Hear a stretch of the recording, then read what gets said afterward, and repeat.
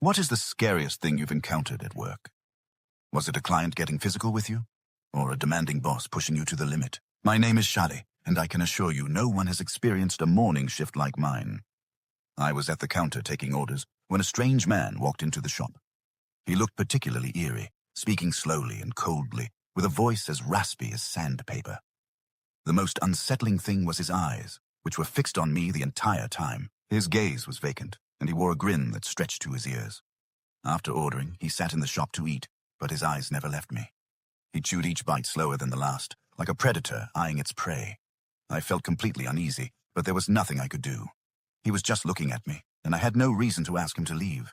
I had to ask the manager for permission to go to the back to clean. Once I got the go-ahead, I quickly escaped his line of sight. For the next few days, this man came every day without fail, always watching me. Every day at 2 in the afternoon, I knew he would appear on time, monitoring my every move like a CCTV camera. As time went on, he started asking me questions while I took orders that made me incredibly uncomfortable. Do you have a partner? Do you live alone? What did you eat last night? I repeatedly told him that his behavior made me very uncomfortable, but he continued to stare at me expressionlessly, never saying a word, and his smile never faded. That morning, things completely spiraled out of control. I never expected him to change his timing. He used to come in the afternoon, but that day he appeared just as I opened the shop in the morning. This dessert shop is very small, and at 8 in the morning, I was the only one on duty. A colleague wouldn't arrive until 9. There were hardly any customers at that time. I was wiping the counter, thinking about how before 9, there might only be 1 or 2 customers, and I didn't even notice the door open. So glad to see you again, his voice came from the entrance.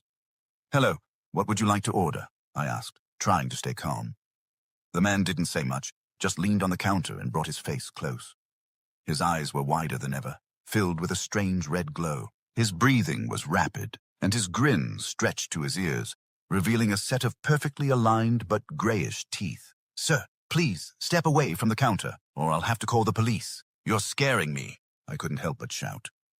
The man completely ignored my warning, suddenly leaping onto the counter with both feet, then jumping down beside me. He slowly advanced towards me, and my only reaction was to turn and run. The shop was too small, with no security, and it was still early. I had no idea how long it would take for a customer or colleague to arrive. I didn't even have time to call the police, so I was at his mercy. As soon as he saw me run, he chased after me, blocking me in the storage room within seconds. He cornered me against the wall, his face almost touching mine. His eyes were so wide they seemed ready to pop out of their sockets, and his teeth chattered